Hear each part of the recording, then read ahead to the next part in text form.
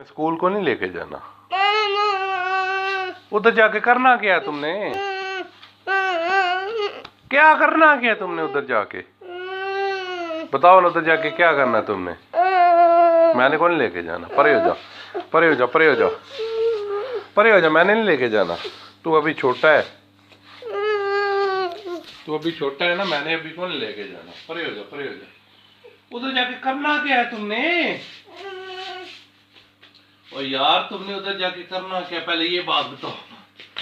नहीं, मैंने को नहीं लेके जाना। चलो, मैंने नहीं लेके जाना। तो यार घर पे खेलो, खेलो घर पे। मेरा बेटा घर पे खेलो। नहीं नहीं करो यार, कपड़े खराब कर रहे हो। क्या कर रहे हो? वो नहीं लेके जाना। नहीं यार, क्या करते हो? नहीं, मैंने नहीं लेके जाना। अभी तो अभी नहीं ना, अभी तुम छोटे हो ना। क्या करना क्या है? तो यार चल, छोड़ो छोड़ो, और जाने दो, जाने दो, छोड़ो यार। अभी लेट हो रहा हूँ, जाने दो यार। तो क्या कर रहे हो पागल आदमी?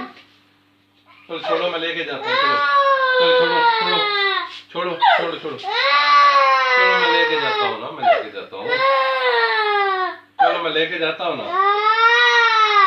उधर जाके करना क्या तुमने? क्या करना है उधर जाके? चलो बताओ, उधर क्या करना है? उधर क्या करना है?